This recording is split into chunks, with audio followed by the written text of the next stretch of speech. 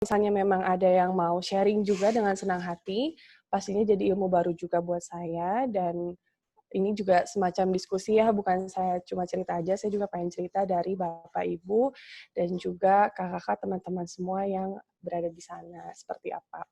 Jadi kita mulai aja, boleh PowerPoint-nya ditampilkan?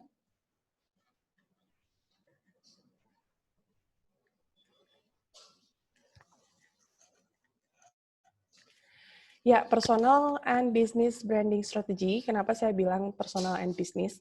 Karena bagaimanapun bisnis yang kita kembangkan, bisnis yang kita mulai itu biasanya ada dari pemikiran kita pribadi.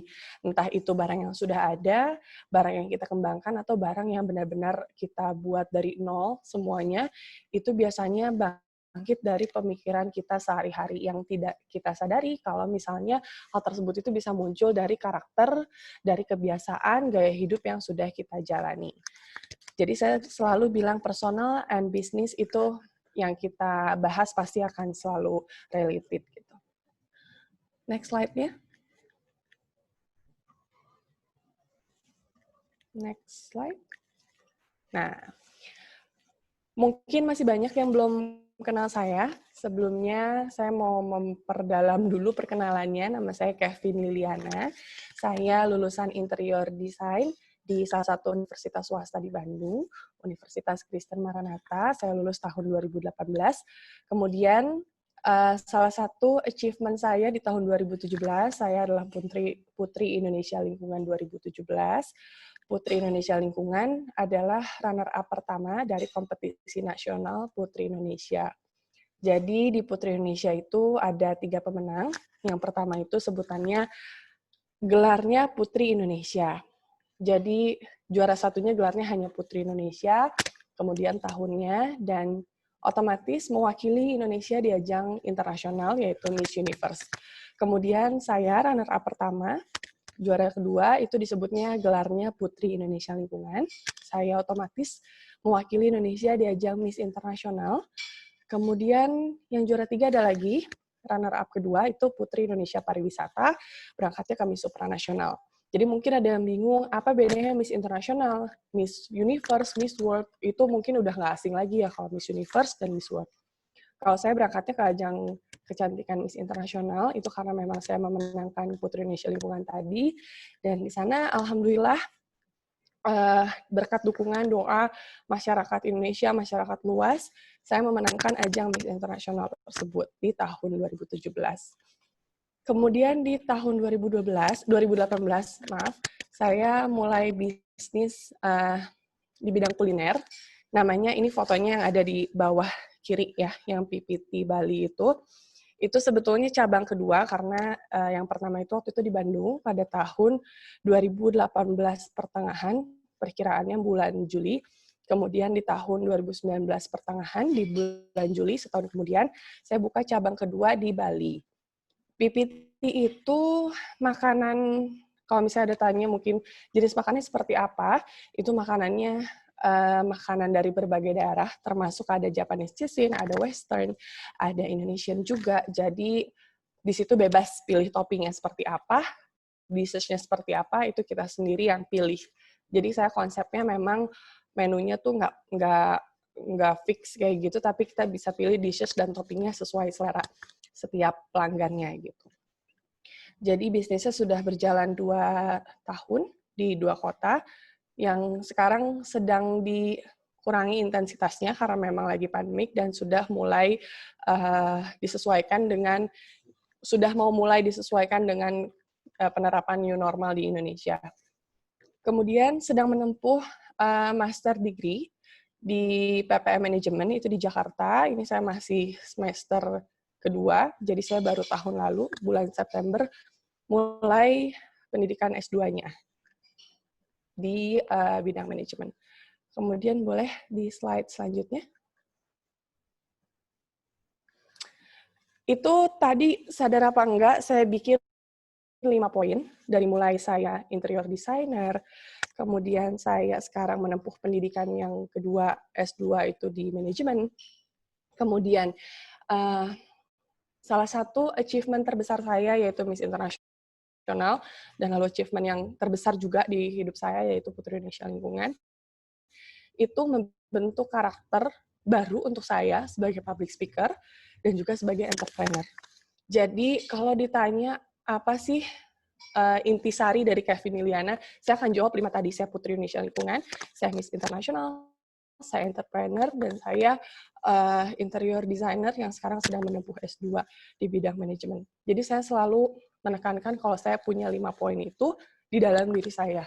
Sehingga terbentuklah bisnis yang memang saya tekuni sekarang di bidang kuliner. Kenapa saya pilih kuliner? Karena sepele sebenarnya, dari hobi, saya senang makan. Saya pergi-pergian ke tempat baru atau ke tempat lama, sebisa mungkin tempat yang memang, kalau misalnya tempat tersebut jarang saya kunjungi, biasanya saya coba makanan yang memang hanya ada di daerah tersebut. Itu yang bikin saya kenapa pengen banget punya bisnis kuliner, karena menurut saya makan itu nggak cuma bikin kenyang, tapi gimana caranya satu produk itu bisa diingat ketika dia pergi ke suatu tempat. Dan kalau tadi dilihat, di Bali itu mungkin suasananya lebih kayak ke bawaannya kayak di desa, kayak gitu ya, kayak di village, karena memang benar-benar menekankan tradisionalisnya seperti apa, karena memang saya di Putri Indonesia Lingkungan, itu masih kuat membawa budaya dan lain-lain. Saya pengen apa yang saya jual itu memang apa yang saya sukai. Jadi, apapun usaha, apapun pekerjaan yang kita hadapi, sebisa mungkin selalu tonjolkan hal yang memang kita punya, value yang menjadi karakter kita dan menjadi poin yang diingat orang. Ketika saya memperkenalkan diri saya berharap orang mengingat saya sebagai Putri Indonesia Lingkungan, sebagai culinary entrepreneur, dan juga sebagai Miss International. Dan pastinya setiap orang punya value-nya masing-masing. Ada yang mungkin di sini senang menjahit, ada yang mungkin senang masak juga, ada yang suka baking juga. Itu bisa jadi salah satu value point yang kita terapkan supaya setiap kita menjual sesuatu, itu orang tahu kalau, oh ya, memang dia tuh seperti itu. Brand-nya itu menggambarkan personalnya. Jadi, kalau misalnya nanti sudah mau mulai bisnis baru, atau sekarang bahkan lagi mikir-mikir mau bisnis apapun, breakdown kita itu seperti apa. Kita sukanya apa, kita punya potensi di mana, apa aja sih potensi yang kita punya, value yang kita punya, kita breakdown semua, ambil blank paper, kita tulis seperti apa sih personal value kita, ditulis di situ semua, sampai kita tahu apa yang harus kita lakuin ke depannya. Jadi brand yang kita bikin itu benar-benar menggambarkan seperti apa karakter kita. Dan kalau bisa, cari sebanyak mungkin. Karena supaya banyak opsi, pasti kita punya banyak potensi, punya banyak hal yang kita sukai, kita breakdown semua. Apa yang bisa jadi brand image dari si produk kita yang benar-benar kuat dengan kita gitu.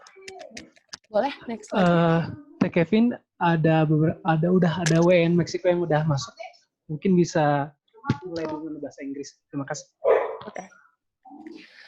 So this is the packaging of the brand of mine. It's called PPT Rice Box. It made from bamboo box, as you see that it's actually 15 to 15 centimeters, but it contains rice, vegetables, eggs, and also the dishes with the toppings. Yeah. We have 5 kinds of dishes. It's fish, chicken, beef, and duck, and also shrimp. So we can choose anything as the dishes, and then we can choose anything as the toppings. And then it's wrapped on the bamboo box, and it's actually something that I really want to share. The bamboo box, as we know that not only Indonesia, I think, also world's problem is plastic waste, styrofoam waste, and also that kind of waste that really took a long time to fuse. So I think that using bamboo box is one of the kind that I can prevent the waste and also can be the image of mine as Putri Indonesia Lingkungan or Miss Indonesia Environment. I'm not talking about not using plastic at all, because I know that we only can prevent using plastic, but sometimes we cannot prevent. So I just using a very small amount of plastic as my job, as my habit to reduce using plastic and kind of long-term waste. And then good taste. Why good taste? Because as we know that we only want to eat something that have a good taste. And also from me, having achievement as a beauty pageant winner, I think something that we have to present is something that can people enjoy. So good taste is really something that people can enjoy. And also convenient. It's a character that really stuck on me. I think that I always choose something that really simple, easy, and also convenient. So that's why I think that this kind of rice box is really convenient. We can eat this anytime, anywhere, and also we can eat this like in a very convenient way because we only have one box and it's all of the contents in there. So these three of point really describe something that stuck on me. Like I said, persona branding and business branding really should relate each other. So next.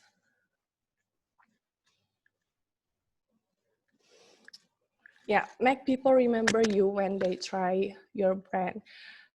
I think one of the strong value that I have present through the brand is the packaging.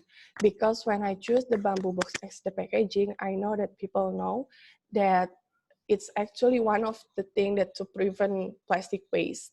So they know that why I choose bamboo box is because I am Putri Indonesia Lingkungan, and also I really want people to enjoy something without waste something.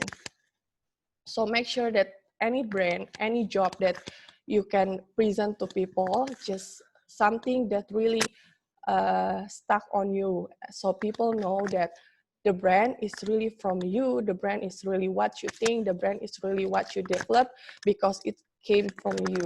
So make people remember you when they try your brand, something that's very you. And then the next slide.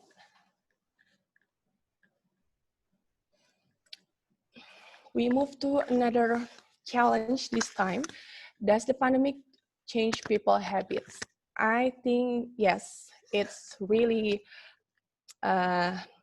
challenging, and it's very true that we have new lifestyle, we have new habits. As a housewife, I actually used to stay at home before the pandemic started. So maybe from the day by day, I just pass it like the day before, but daily needs and then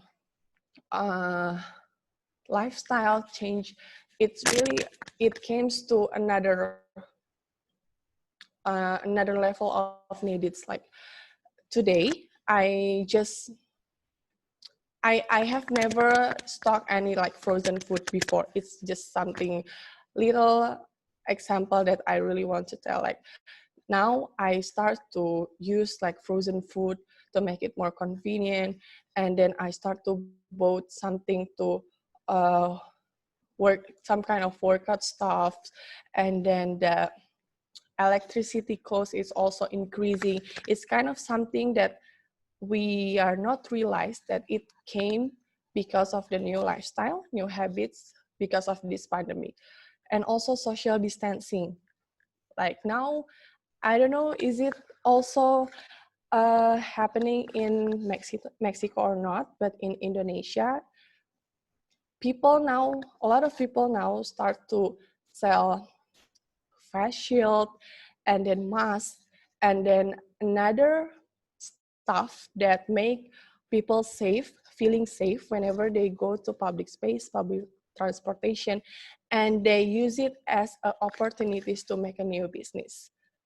So yes, new lifestyle, new habits that came because of the pandemic is change our needs, change our standard of life because of that.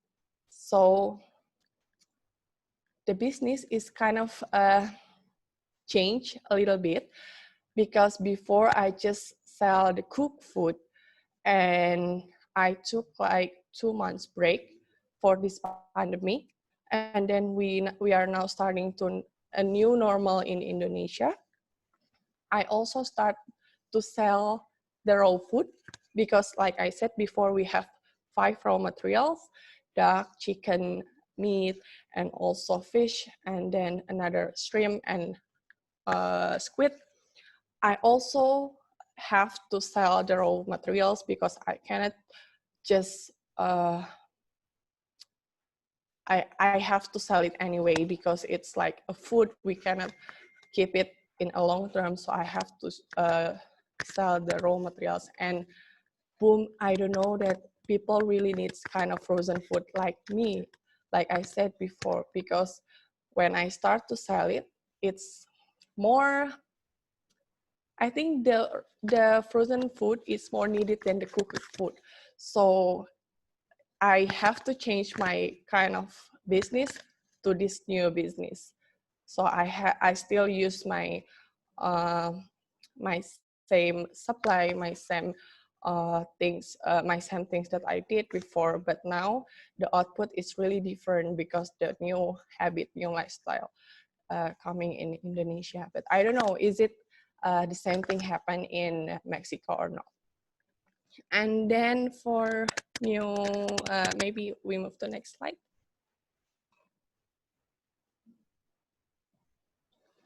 Yeah, so yes, new lifestyle change our habits and also change our needs. We have to increase our standard, because now we have to think about safety, and then we have to think also about the regulation in our country, and it comes to new business as well. So we can always we can always try whenever we stay at home at a long time, like a full day, we just staying at home. Maybe we can know that what kind of things that we really need, what kind of things that people haven't tried to produce it, what kind of things that really make people safe, make people easier, convenient, that we can develop into a new business. So we can always think whenever we we need something at home. So maybe it's a basic ideas for you if you really want to try your new business. Maybe I just finish the presentation so we can start to next slide. Next slide, it's just only a quote, so, but maybe it can motivate all of us. So next slide, please. A big business starts small. As I said, that I just start in my hometown in Bandung, but now I have to branch in Bandung and Bali. And I believe that everything that we just start, it's always small at first, but if we develop it very well, we can make it big. So just try it anyway. Okay, thank you for the presentation. Now, for the ladies and gentlemen, you can also ask questions regarding about personal branding, how to be an influencer, and also to boost your business. Also with Kevin Liliana, you can ask in Indonesian or in English. If you're Mexican, you can ask also in English. If you're Indonesian, you can ask in Indonesian, right? Or in English. Okay. Is there any questions? Ada pertanyaan, Ibu, Bapak, mengenai bagaimana caranya membrand diri dan membantu juga untuk kayak bisnis strateginya. Or we can discuss. Ya, or we can discuss. Mungkin sebelumnya kayak platform apa aja sih Teh kalau di yang bisa dipakai untuk kayak personal branding itu sendiri, sosial medianya gitu. So which kind of social media that we can use for branding our strategy, branding ourselves and also our business. Like for now, like the market is really high and a lot of demands. I think we can always choose anything, any platform that we like, but good thing if we choose something that really present the market. Like I said, like if I went to Instagram, it's really just reach more people like my age and then my mom's age and then also my brother's age. Like it's really worldwide and it's really fits on any age. I can choose Instagram, but if my target is kind of my older generation, maybe I can choose Facebook more than Instagram because it's like more fits to my target. So we have to know that what kind of product, what kind of things that we want to sell, whether it's service or it's a product, but we can always choose that which platform that really contains our target. So we really have to know that. Okay. So ada pertanyaan dari Ibu dan Bapak WNI mungkin mengenai... Saya mau bertanya, Mas Sena. Oh, iya Bu, silakan. Oke, Mbak Kevin Liliana, terima kasih ya sudah menerima undangan KBRI Mexico City. Ada satu pertanyaan dari saya. Tentunya saya juga ada gitu ya cita-cita ingin punya bisnis sendiri begitu. Nah, kalau boleh mungkin kalau Mbak Kevin Liliana ini kan sudah ada bisnisnya gitu. Dulu pada saat membangun bisnis Mbak Kevin Liliana ini, kira-kira tantangan apa saja pada saat memulai itu kok kalau saya rasanya kayak berat gitu ya. Mungkin bisa sharing apa saja tantangan Mbak Kevin pada saat memulai bisnis Mbak Kevin. Terima kasih. Ya, Bu Eva, terima kasih pertanyaannya. Jadi kalau dibilang tantangan itu mungkin lebih ke kegalauan kita milihnya bisnis apa gitu, karena mungkin sekarang bisnis itu udah banyak banget, bahkan mungkin udah susah nyari hal yang baru sama sekali belum ada itu masih susah. Jadi hal itu saya biasanya berangkat dari kegalauan mau mulai bisnis apa, terus udah gitu nanti menentukan pasarnya mau yang seperti apa, terus apa saya punya potensi yang cukup atau tidak untuk mendirikan usaha tersebut. Kemudian nantinya berjalannya bisa jangka panjang atau tidak. Itu tuh udah jadi beban duluan karena gimana pun besar atau kecil bisnis itu pasti awal mulanya ada modal yang pasti nggak sedikit keluarnya gitu. Jadi ya mau nggak mau kita harus benar-benar menseleksi hal yang memang bisa kita kembangkan dan kita yakin. Itu susah karena memang dari awal saya waktu itu udah pengen bisnis dari lama, bahkan dari sebelum Putri Indonesia. Jadi banyak hal yang sangat saya pertimbangkan. Kemudian kenapa saya berangkat dari bisnis kuliner? Karena tadi saya bilang saya suka makan. Awal mulanya saya suka makan. Walaupun masih banyak hal lain, misalnya saya suka fashion, kemudian saya suka makeup dan lain-lain. Tapi ada hal yang mungkin yang kita yakin bisa dikembangkan ya pada saat itu kuliner. Kenapa? Karena dukungan dari orang tua saya. Dukungan dari orang tua saya yang memilih, mereka menyatakan kalau makanan itu kebutuhan sangat mendasar untuk semua orang. Jadi merasa yakin kalau misalnya bisnis ini tuh bisa berjalan dengan baik gitu. Jadi dari dukungan itu saya mulai memilih, mensortir bagian mana bisnis apa saja yang bisa saya jalani. Kemudian akhirnya saya memilih bisnis makanan tersebut gitu, dan memang pada kenyataannya challenge-nya lebih banyak ketika dijalani, tantangannya lebih banyak ketika dijalani, dari mulai ternyata persaingannya ketat, kemudian bagaimana caranya supaya makanan barang ini diingat sama orang, kemudian bagaimana caranya bisa menjadi barang yang tadi saya bilang, kalau saya jalan-jalan keluar kota, itu saya pasti pengennya makanan yang cuma ada di situ. Biasanya kayak gitu. Jadi kalau bisa nggak makan makanan yang lain lah, gitu yang cuma ada di situ doang saya makannya. Nah, saya tuh pengen menerapkan hal itu gitu.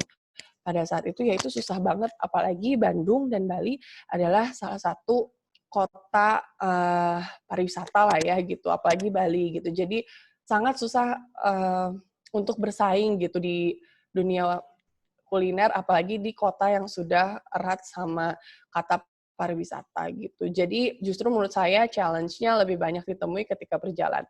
Tapi ketika kita terus develop bisnis kita gitu, ketika kita terus cari jalan, apa nih yang bisa menghasilkan, apa nih yang bisa terus menarik orang tuh, ya itu gitu, kayak yang tadi saya sampaikan, kalau misalnya ketika sebelum mulai pandemik saya cuma jual makanan yang sudah dimasak, yang sudah dipercantik sedemikian rupa untuk dinikmati. Sekarang saya udah jual raw food-nya juga gitu, udah jual makanan yang bisa dibekukan, terus udah gitu bisa dimakan kapan aja, dimasak kapan aja sama orang yang beli. Itu kan sesuatu yang sebenarnya nggak pernah terpikirkan, karena awalnya berangkat dari saya suka makanan aja. Tapi karena memang standarnya berubah, sekarang orang-orang lebih takut buat beli makanan baru dari luar, orang lebih milih masak di rumah, ya akhirnya berubahlah cara jualnya gitu. Saya jual yang raw food juga. Jadi ya ketika ada perubahan, ketika ada tantangan baru, ya pastinya kita harus selalu mencari di mana celah kita supaya barang atau jasa yang kita tawarkan ini masih bisa dipakai untuk orang gitu.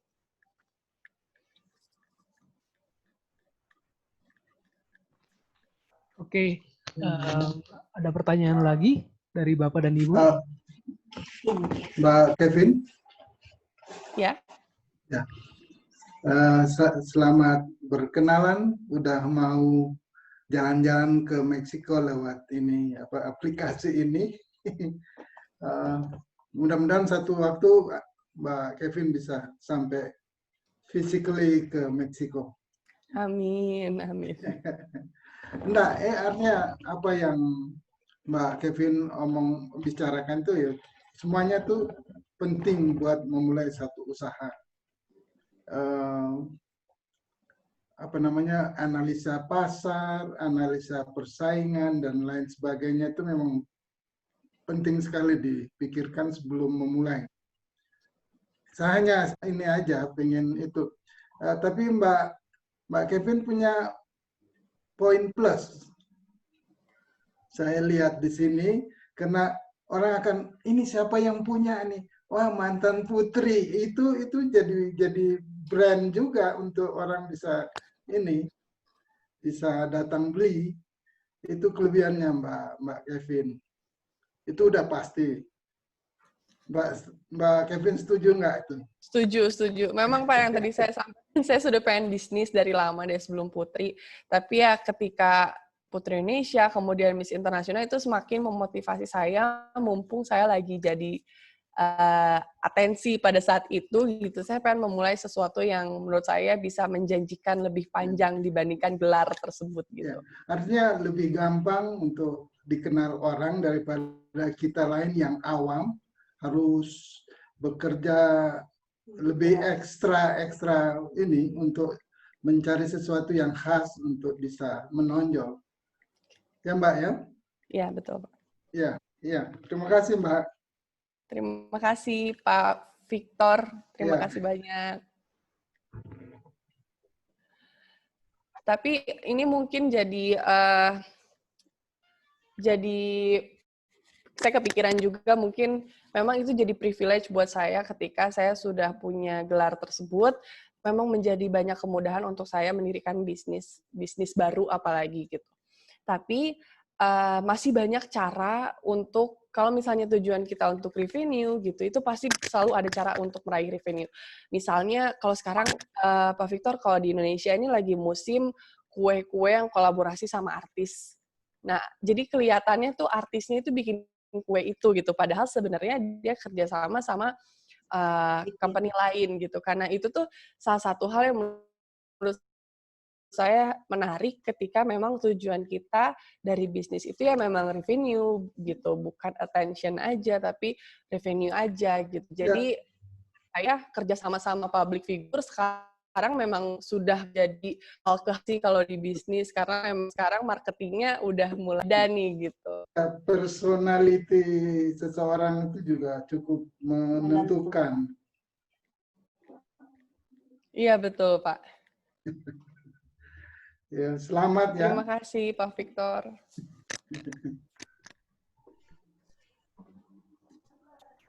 Miss Kevin, boleh tanya? Ya, boleh. Okay. I will speak in Indonesia. I think it's better. Sangat menarik melihat presentasi Miss Kevin tadi tentang personal branding. Tapi saya melihat di sini ada dua hal yang penting kalau menurut saya. Yang pertama adalah personal branding dari Miss Kevin sendiri sebagai putri internasional ya. Dan yang kedua yang menarik adalah PPT tadi, restoran yang Miss Kevin punya dengan box-nya itu, PPT, kalau orang Sunda bilang besek ya, seperti itu kan. Nah, dari dua hal itu, yang ingin saya tanyakan atau yang ingin saya diskusikan adalah sebenarnya dalam untuk bisnisnya Miss Kevin itu, mana yang lebih berpengaruh?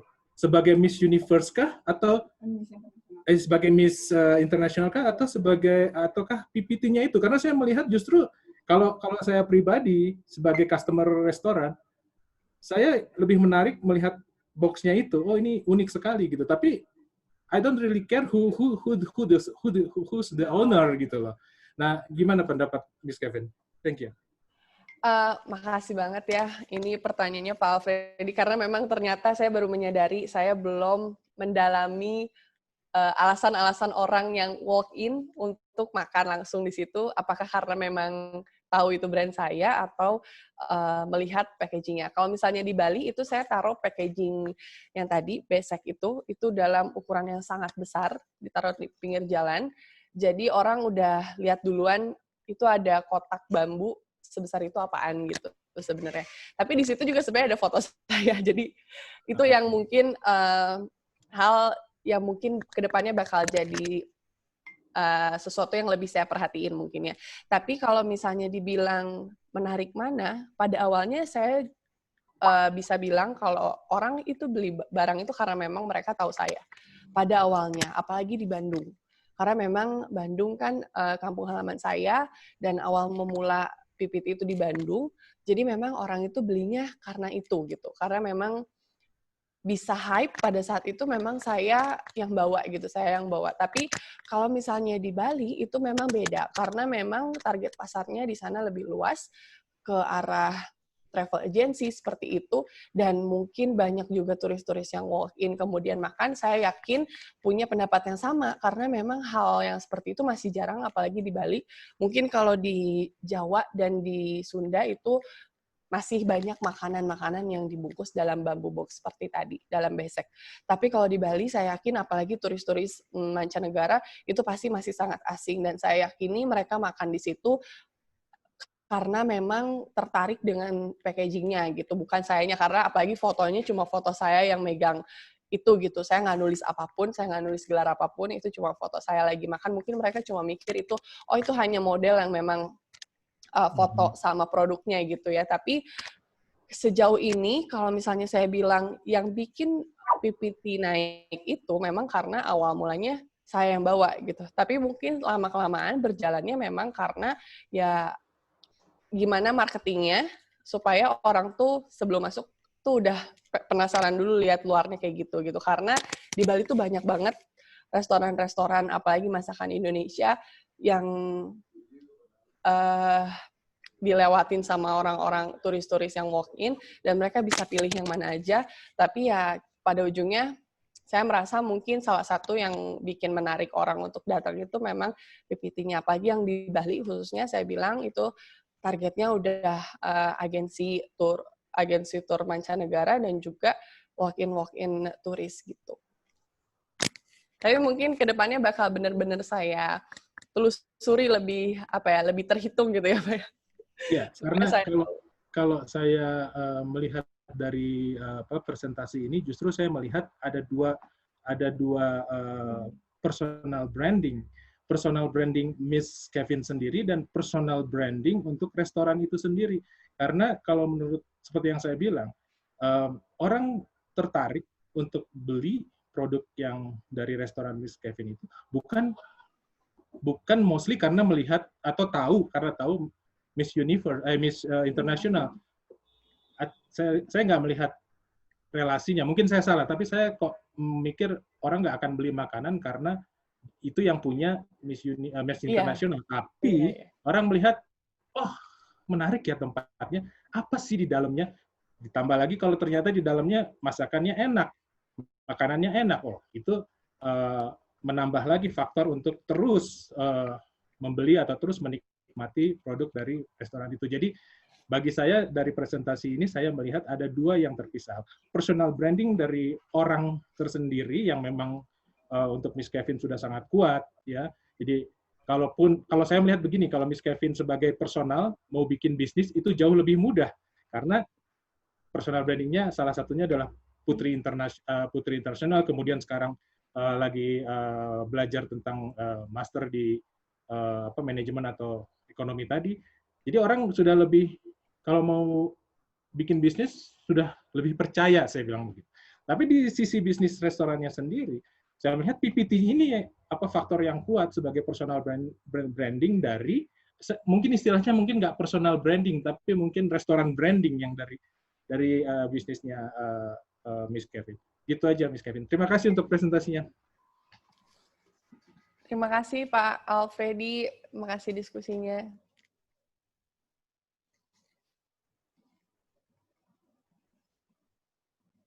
Mbak Ita.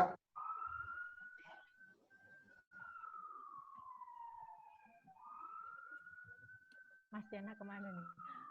Halo Mbak Kevin, terima kasih ya untuk presentasinya, juga menarik banget, dan terima kasih KBRI sudah mengadakan konferensi ini.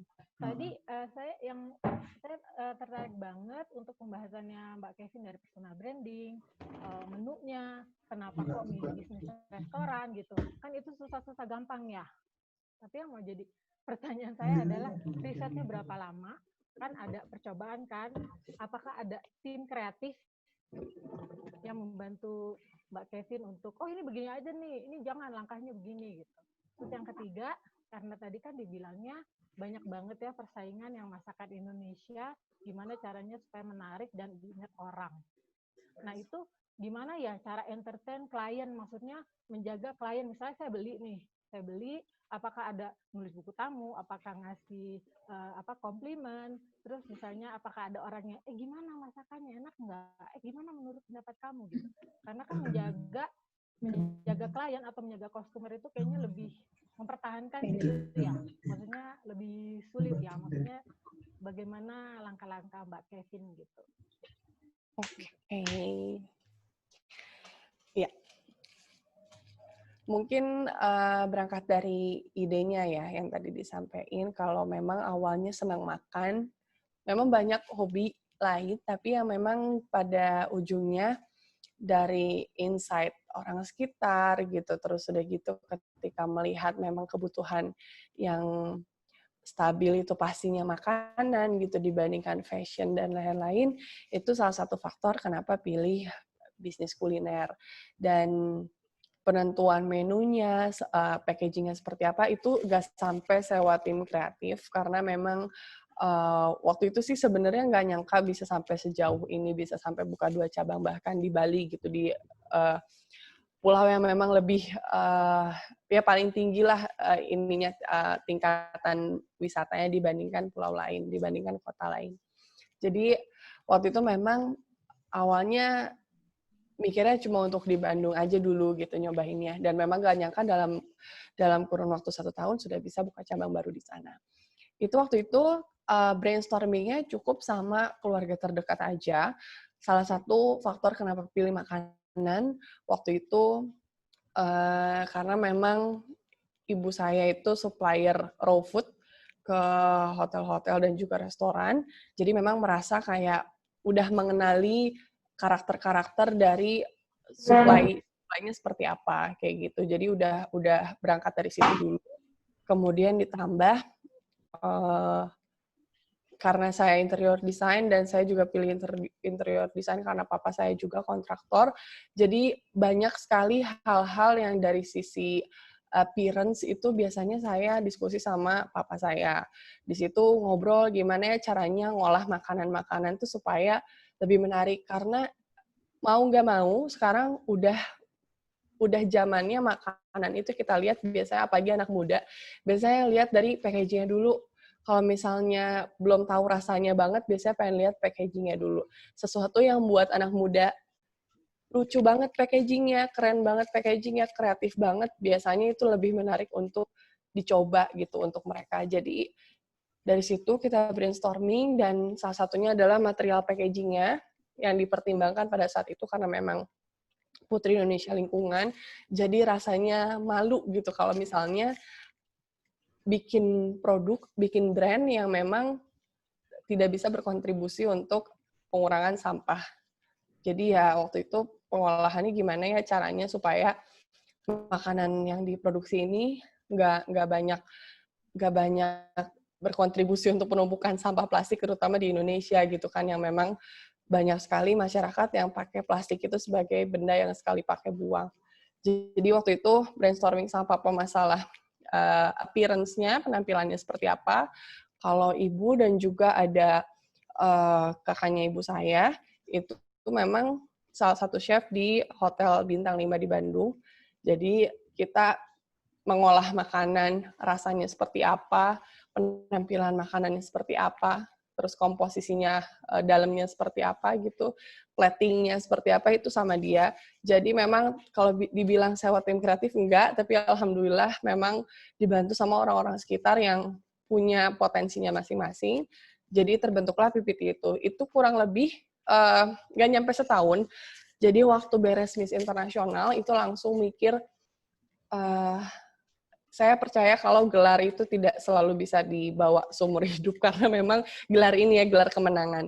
Karena memang setiap tahunnya ada dan pasti hype-nya akan turun ketika sudah berlalu beberapa tahun gitu. Kayak belum tentu saya masih diingat sebagai Miss Internasional ketika 20 tahun mendatang. Dan kenapa saya bikin bisnis dari sekarang? Supaya orang tuh udah tahu duluan ketika nama saya masih tinggi pada saat itu. Jadi beres kemenangan waktu itu 2017 akhir langsung brainstorming pengen bisnis sesuatu yang bisa jadi penghasilan pasti saya dalam jangka waktu yang panjang dibandingkan gelar gitu. Jadi ya waktu itu mikirnya mumpung namanya lagi naik langsung brainstorming. Jadi kurang lebih sih kayaknya 8 bulan gitu ya, 8 bulan cari tahu mulai dari mau bisnis apa yang tadi dari step awal, kemudian ketika tahu nanti dikemasnya seperti apa, terus target pasarnya, pemasarannya seperti apa, kemudian waktu itu sempat bingungnya tempatnya dan lain-lain, tapi akhirnya tetap jalan karena memang ada catering dan lain-lain di sini. Jadi ya untuk pada saat itu hanya bisa melayani delivery aja, belum sampai dine-in. Tapi ketika 1 tahun kemudian di tahun 2019 pertengahan di Bali berjalan dine-in, di Bandung pun berjalan dine-in. Gitu. Jadi memang semuanya awalnya berjalannya sangat dasar dulu, kemudian ketika berkembang baru ke another level-nya gitu lah. Kurang lebih seperti itu, Ibu. Terima kasih. Terus yang terakhir pengen tahu gimana maintenance atau intervensi customer supaya dijaga gitu loh brandingnya. Itu tim manajemennya. Gimana Ibu? Maksudnya bagaimana cara Mbak Kevin menjaga customer atau klien supaya jadi klien yang setia atau mengunjungi pengunjung tetap gitu. Oke. Ya, mungkin kalau tadi disampaikan pengennya biasanya orang tuh ngelihat dari penampilannya dulu. Jadi ya memang kita bikin sebisa mungkin appearance-nya yang menarik. Makanya kenapa pilih box bambu, karena sekarang udah jarang banget. Kemudian pakai pita, kayak gitu. Dan memang pas dibuka juga kalau bisa platingnya menarik gitu. Waktu itu kita menawarkan kalau di delivery itu sebenarnya masih susah, tapi mungkin ada jasa-jasa yang seperti free delivery dalam minimum order berapa, itu menjadi hal yang kayak faktor repeat order yang tadi disampaikan sama Ibu. Jadi makanya kemarin waktu awal-awal masih delivery, kita cuma bisa nyampein hal tersebut, dan memang sejauh ini masih banyak sih sampai sekarang yang berjalan kalau repeat order. Tapi untuk yang dine-in, biasanya kita benar-benar bikin standar khusus untuk pelayanan yang walk-in dan juga makan di tempat gitu. Apalagi yang travel agency, yang partainya lebih besar, terus udah kayak gitu, biasanya ada request khusus kayak, contoh kecil adalah ketika travel agency yang bawa wisatawan dari Jepang, pada saat itu mereka senang banget sama packaging-nya dan merasa kalau hal itu tuh bisa jadi souvenir, bisa jadi sesuatu yang dibawa ke sana gitu. Padahal sebenarnya kan kalau kita pikir ya emang untuk bisa reusable sih, tapi sebentar.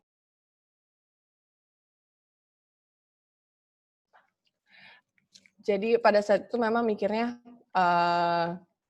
suatu packaging-nya kan bisa di-reusable gitu. Nah, waktu itu saya nggak nyangka kalau misalnya ternyata wisatawan Jepang itu sampai minta extra packaging yang masih baru, yang belum kotor, untuk dibawa ke Jepang. Jadi mereka minta box yang tadi dalam bentuk yang memang ada isi makanannya, dan juga yang nggak ada makanannya. Itu jadi hal yang kita sebenarnya pertimbangkan, karena memang kita merasa kayaknya cost-nya dan lain-lain benar-benar harus ditekan. Tapi kita mikir kalau misalnya travel agency ini adalah target utama kita di Bali. Dan kita ngerasa dari sini orang Jepang itu bisa balik lagi, dan juga travel agency itu merasa puas dengan pelayanan yang kita kasih. Jadi meskipun request-nya agak beda sendiri gitu, bukan hanya pelayanan standar yang memang kita tawarkan dari segi kebersihan, misalnya kenyamanan dan juga keramahan, tapi ada hal lain yang memang mereka request yang sebisa mungkin kita masukin, sebisa mungkin kita cocokin gitu, cari jalan tengah supaya ada berlaku repeat order tersebut. Jadi ya paling unik sih itu sih sejauh ini, yang sampai minta extra packaging untuk dibawa ke negaranya gitu. Tapi ya di samping itu penerapan standar pelayanan juga pastinya diperketat sama staff di sana gitu. Terima kasih banyak ilmunya. Terima kasih Ibu. Ada yang mau bertanya lagi atau sharing? Saya mau sharing kali. Ayo, silakan Bu. Salam kenal, saya Uli. Saya di sini mempunyai bisnis kecil-kecilan namanya Angel Kitchen. Di sini saya promosin masakan Indonesia. Jadi waktu saya mulai itu kebetulan karena promosi dari mulut ke mulut dan mulai banyak. Tetapi target utama saya sebenarnya adalah orang di luar orang Indonesia. Jadi saya mau memperkenalkan masakan Indonesia kepada orang-orang yang ada di Meksiko, gitu. Walaupun pada awalnya justru orang Indonesia sendiri yang membeli, dan sampai saya kirim keluar kota juga, keluar dari Mexico City, baik itu dengan travel ataupun dengan pesawat, karena mereka kangen ya dengan masakan Indonesia, gitu. Nah dari pertama saya memulai bisnis ini, yang uniknya saya tuh coba cari link, yaitu owner-owner yang mempunyai, kalau di sini kan ada personal branding dan business branding. Mungkin kalau saya berusaha untuk business brandingnya itu adalah Indonesian food gitu. Jadi bukannya makanan apa atau siapa yang punya gitu. Tapi di sini dari negara mana? Karena di Mexico City ini kan sudah ada beberapa restoran, Jepang banyak, China banyak, bahkan China dari yang yang street food sampai yang benar-benar restoran berkelas. Mereka sekarang sudah punya gitu ya. Dan ada satu teman saya juga yang mulai mencoba bisnis China restoran, mungkin Taiwanese restoran gitu ya, untuk menaikkan kelasnya gitu. Tapi mungkin image orang udah di sini tuh makanan Cina adalah makanan yang murah gitu kan. Nah, dan mungkin sharing saya gini, untuk memulai satu bisnis itu kita pertama satu gini, siapa sih yang mau kita target? Terus harga kita kemahalan apa enggak ya gitu. Padahal untuk mendapatkan bahan baku masakan Indonesia yang otentik, itu tuh susah di sini. Nggak segampang di US. Di US itu mungkin di beberapa state Asian, bukan hanya Asian store, bahkan mungkin ada Indonesian store yang di beberapa pojokan mungkin, atau mereka mepet-mepet gitu tokonya. Kalau di sini kita susah untuk produk itu gitu. Tapi niat kita, target kita adalah memperkenalkan authentic food gitu. Walaupun ada satu teman saya yang sukses sebagai Thai restoran owner gitu, dia bilang, Uli kamu nggak bisa di sini bikin yang authentic food, dia bilang. Kamu harus ada campuran antara Mexican dan Indonesia. Tapi saya nggak mau gitu. Saya benar-benar yang mau Indonesia ya Indonesia gitu.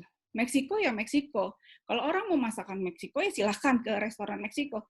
Tapi saya mau orang coba masakan saya, and this is Indonesian food.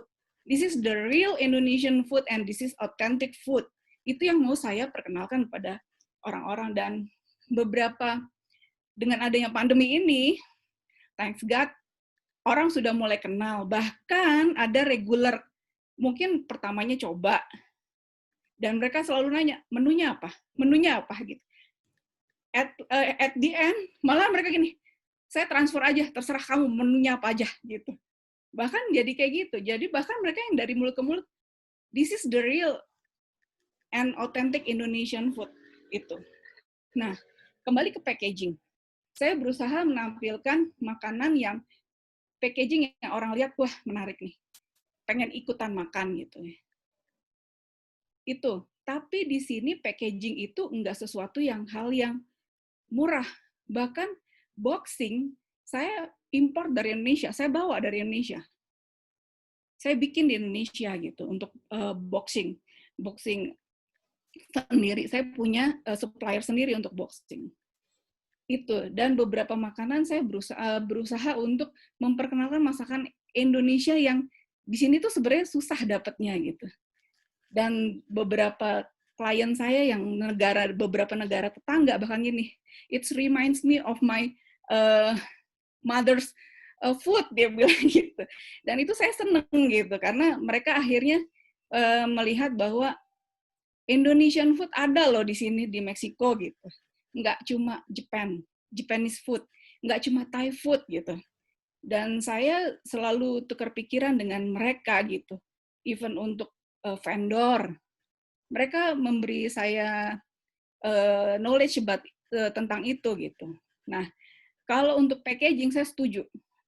Packaging itu nomor 1. Dan nomor 2 itu benar-benar rasa itu harus kalau kita enak, kita pun nggak perlu takut dia nggak akan balik. Kita tidak perlu takut dia nggak akan beli.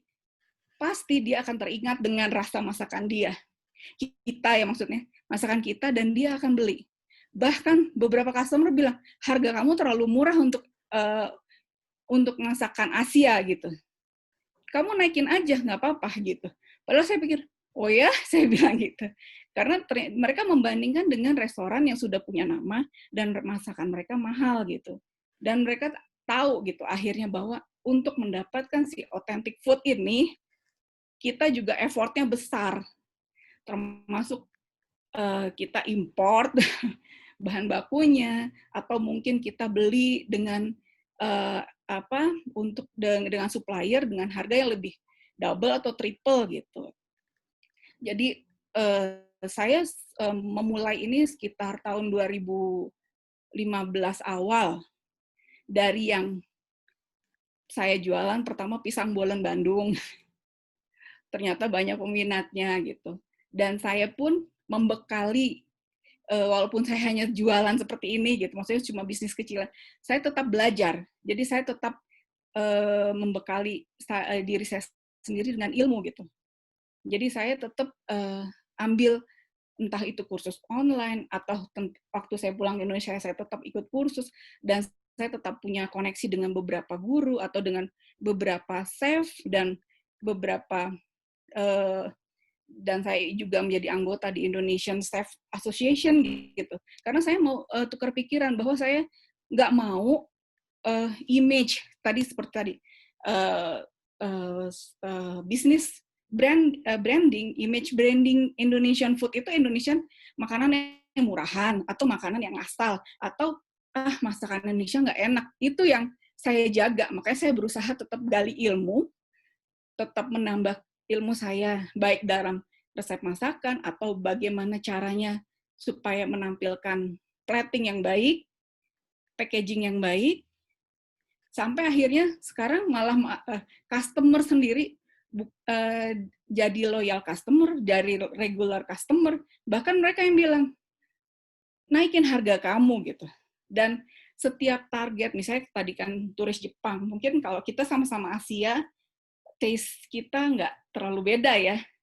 Tapi ketika kita jual ke orang Eropa atau kita ke orang Amerika, itu mungkin ada yang misalnya untuk kayak kita, untuk sama Asia, kalau kita pakai misalnya coconut milk asli original, untuk kita yang pernah udah lama tinggal di luar negeri, ada intoleransi dengan misalnya santan asli gitu, karena banyakkan produk dengan santan kaleng atau yang kotak. Itu kita belajar juga dari ilmu gizinya gitu.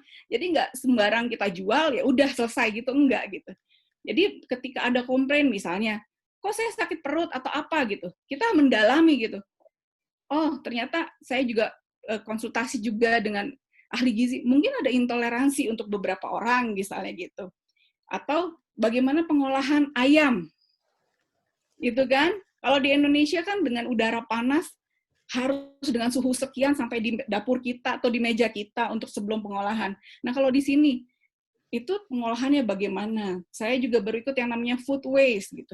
Mungkin kalau di restoran ada tuh yang sampai dibunga-bungain gitu kan. Tapi itu dimakan atau enggak ya? Itu akan dibuang. Itu bukan menjadi food waste. Itu juga saya belajar gitu sampai ke situ. Jadi jangan sampai makanan yang kita olah itu seperti tadi menimbulkan sampah yang lebih gitu kan, mungkin dari yang tadinya cuma garnisnya bunga-bunga memang cakep sih gitu ya, tapi kan itu dibuang akhirnya jadi sampah juga. Jadi menurut saya sih selain personal branding, image branding itu juga sama business branding itu penting, dan packaging dan rasa 5 ini kayaknya udah harus, karena saya berbisnis orang nggak tahu siapa saya gitu. Tapi ketika orang akhirnya dengar nama saya, oh itu orang Indonesia yang masak masakan Indonesia di sini. Akhirnya mereka membuat si personal branding itu sendiri dari apa yang saya buat gitu. Itu mungkin sharingnya saya selama saya mempunyai cuma bisnis kecil-kecilan sih di sini di Meksiko, tapi saya mencoba untuk bagaimana Indonesian food bisa dikenal dan bisa setara dengan negara lain. Nggak cuma Thailand atau Jepang, susah. Saya tahu susah, karena nggak semua orang tahu Indonesia gitu. Tapi kesini-sini saya senang gitu, karena akhirnya mereka bilang, saya pernah tinggal di Indonesia, saya punya teman Indonesia, saya pernah jalan-jalan ke Indonesia, dan saya juga nggak cuma jual makanan, enggak, tapi saya juga ada knowledge untuk mereka gitu. Bagaimana cara menikmati makanan ini itu saya tetap ajarin ke mereka juga gitu. Dan saya sempat juga punya saya sempat membuka kelas masak Indonesia, dan mereka tertarik, bahkan ada yang saya pernah ke Bali atau kemana itu. Jadi menurut saya memang kalau di Indonesia kan banyak ya saingan. Kebetulan saya juga punya temen yang bisnis kuliner, banyak banget. Yang punya restoran pun banyak di Indonesia. Jadi saya sharing dengan mereka bahwa bisnis branding itu yang harus dibangun pertama gitu. Seperti misalnya tadi boxing, ada juga rasa, ada juga ya mungkin itu ya kreativitas kita aja. Tapi ini sharing saya dari saya yang membangun bisnis kecil-kecilan di sini di Meksiko. Terima kasih. Terima kasih Bu Uli. Ada mungkin bisa satu pertanyaan lagi atau sharing sebelum kita mengakhiri sesi dari Bapak dan Ibu. Ini ada yang nanya nih di chat tapi Kang Sena. Oke. Ya. Oke, bisa dijawab langsung. Oke.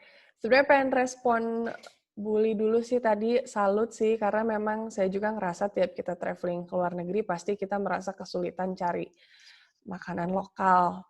Jadi kadang itu yang bikin orang Indonesia bawa perbekalan dari rumahnya gitu kan, bawa makanan buat dimakan di sana. Beda sama orang Jepang yang kesini mungkin gampang banget cari masakan Jepang, orang Chinese apalagi gitu. Jadi ya memang akan sangat sulit, tapi ya itu jadi value-nya Bu Uli buat jualan masakan Indonesia yang masih susah. Jadi mungkin untuk sebagian orang merasa asing, tapi sebagian orang merasa tertantang untuk mencoba. Jadi semangat terus Bu Uli, saya salut banget Ibu bisa mencoba homemade cook terus jadi sampai dikirim ke kota-kota lain di sana. Apalagi sebenarnya mungkin rasanya masih asing, tapi banyak orang yang mau mencoba. Semoga selalu dilancarkan usahanya. Lalu ke ini ke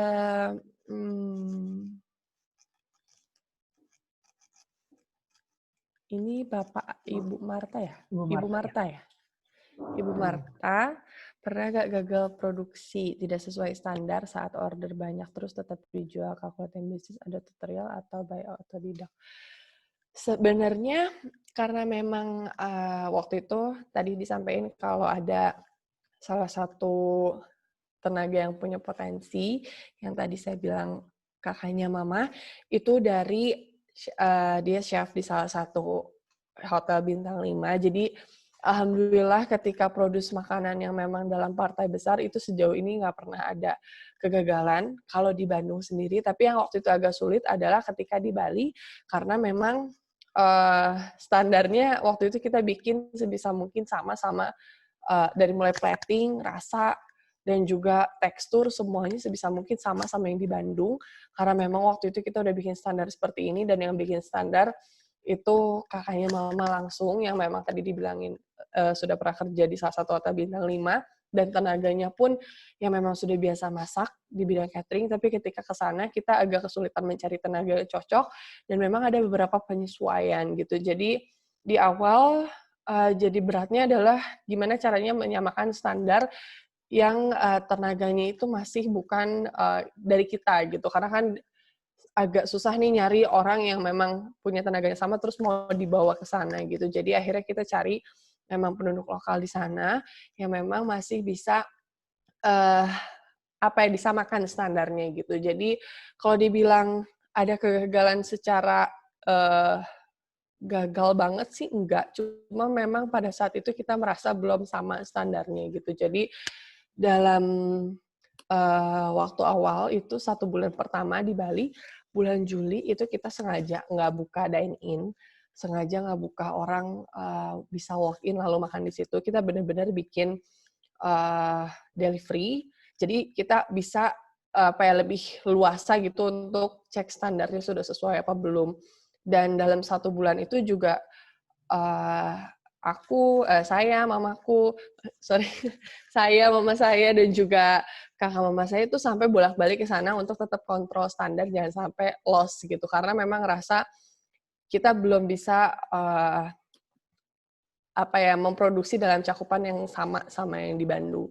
Jadi waktu itu dibilang gagal banget sih enggak, tapi kita merasa ini belum layak untuk kalau misalnya dibebaskan gitu, dilepas gitu belum